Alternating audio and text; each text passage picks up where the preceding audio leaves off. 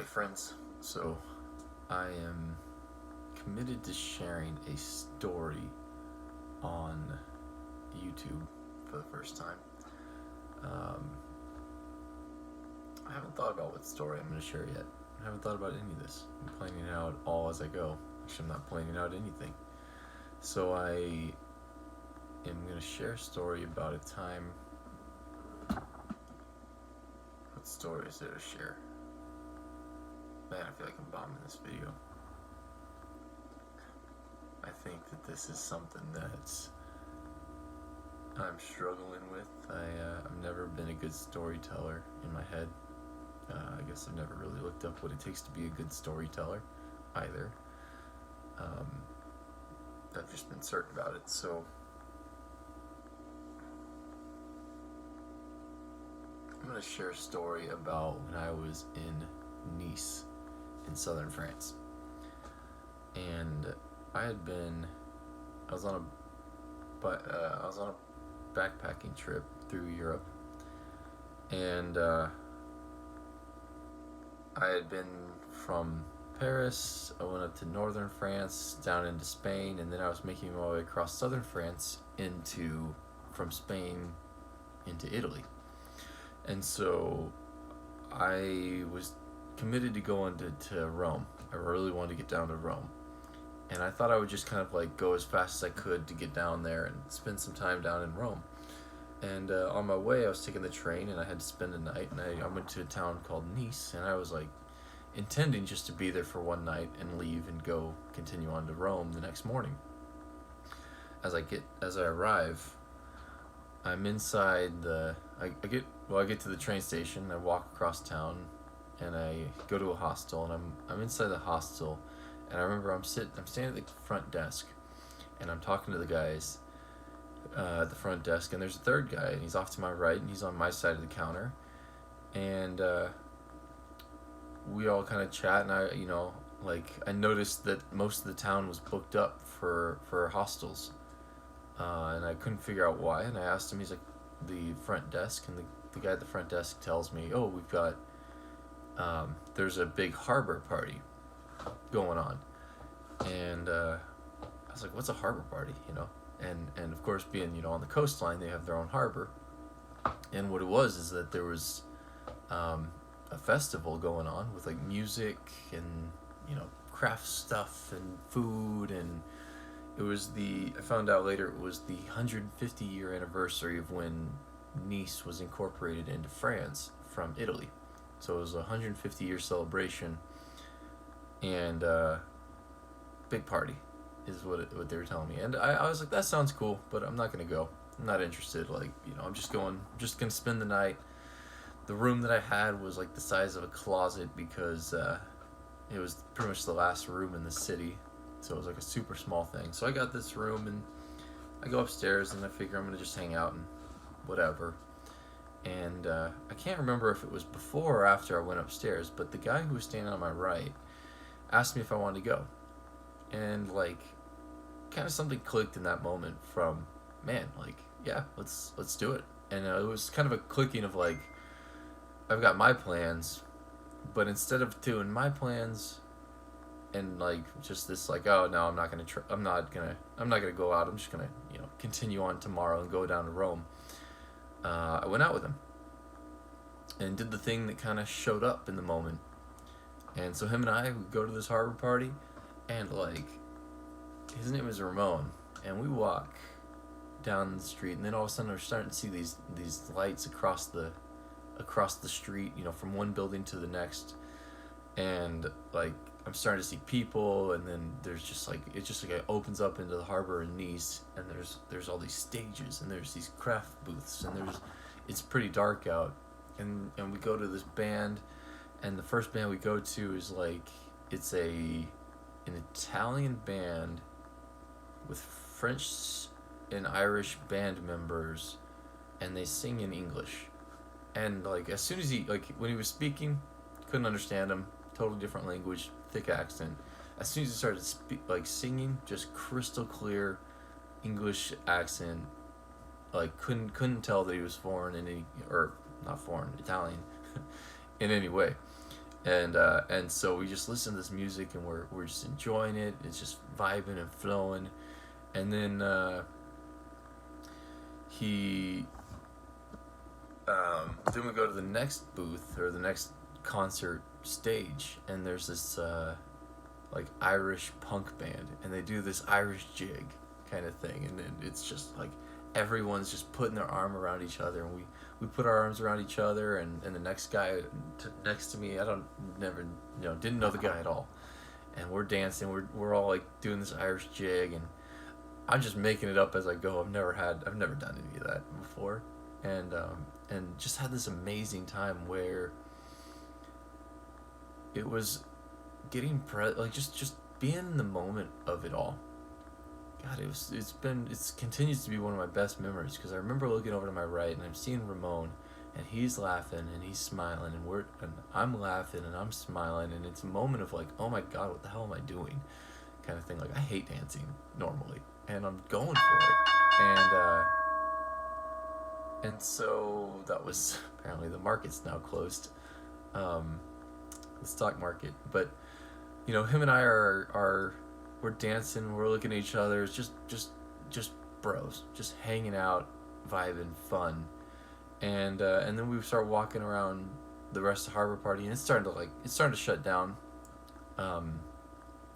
And so we continue. We walk around the harbor, and we get to this place where there's a guard, and we like ask him if we can go past and go see some of the cruise lines and some of the bigger boats and stuff, and he says no, of course, and we walk around, and with no intention of like sneaking behind him, we just walked down a different alley, around like up a staircase, through an alley, all the way around. We ended up at these same boats, and then we hung out there, talked for a little bit, and we're walking back, and we walk past the guard again, but for this time from the opposite direction, and the guard gives us a pretty funny look, and like, what the hell are you doing out there?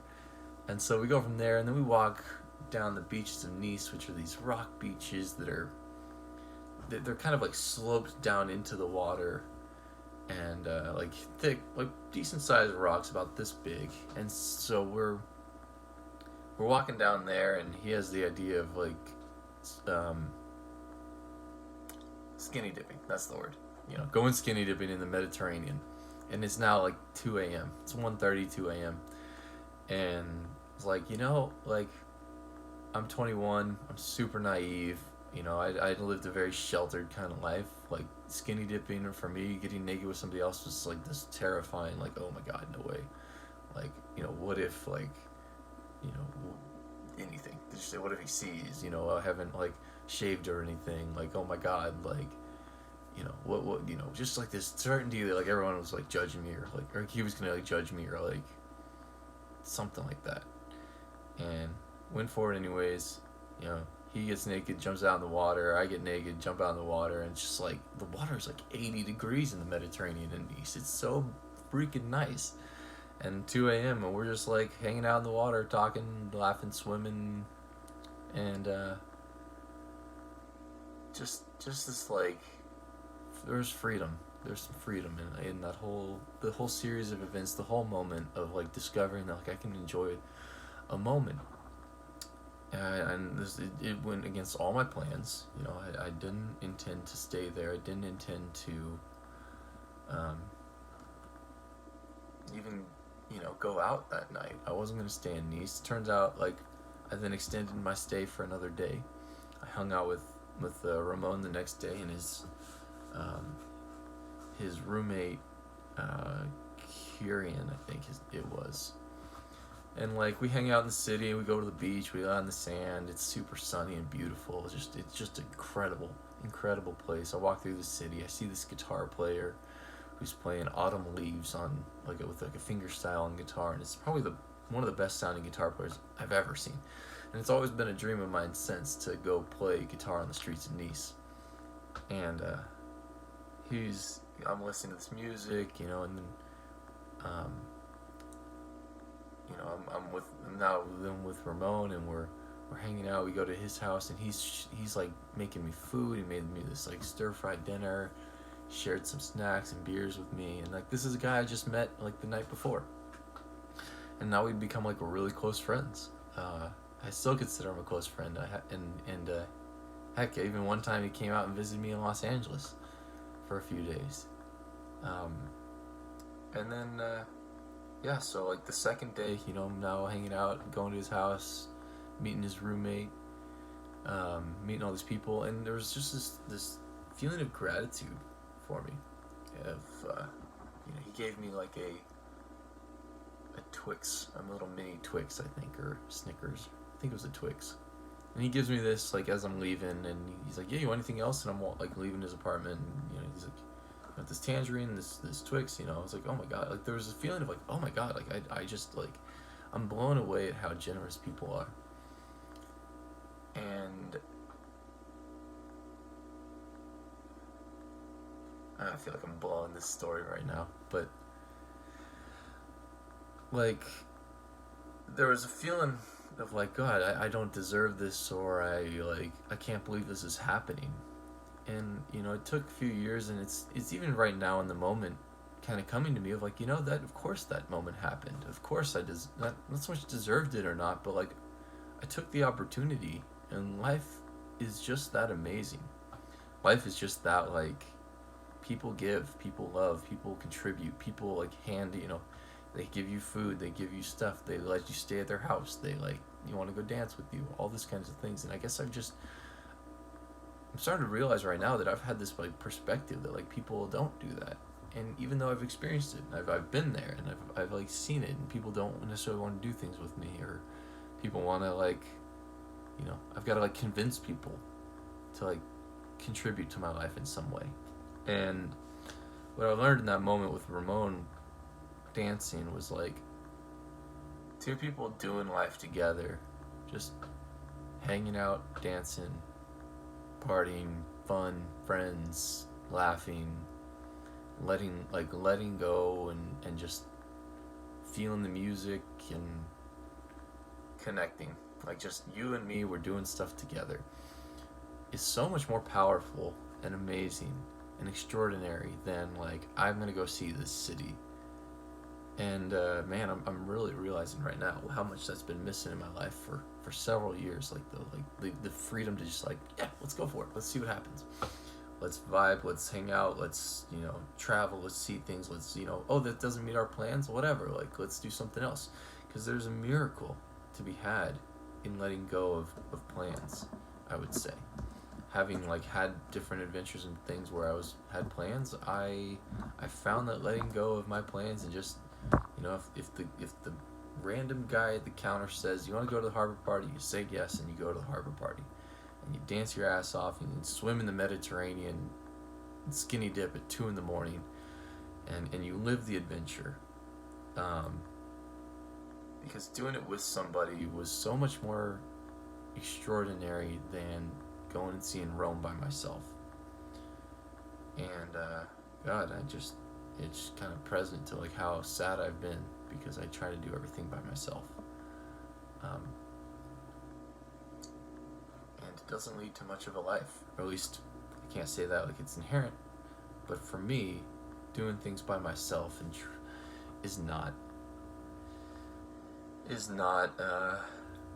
doesn't lead to a life that I love. And I'm recognizing right now that there are opportunities and there are moments in life where you are given or where I've been given an opportunity to say yes, and the times that I don't say yes are the times that just I'm left in like a very alone, kind of miserable place. God, I forgot how like open I was and how closed off I've been as I'm telling the story, and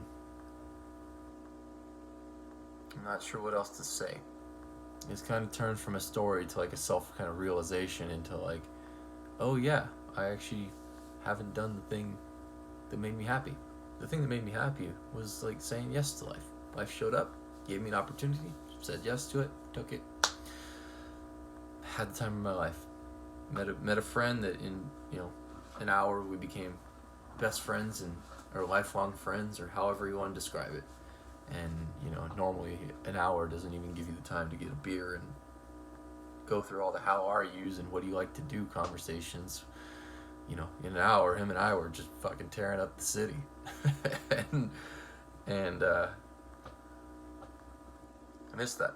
I miss that, and I'm committed to having that again. I'm committed to that, like saying yes when life presents an opportunity. Just say yes. Just say yes. Just say yes. Go for it. Don't miss it. Don't miss it, because it won't. No, that one definitely won't ever show up again. That opportunity, that moment. But really, it's like the less you say yes to life, the less opportunities you actually take, the less opportunities seem to show up.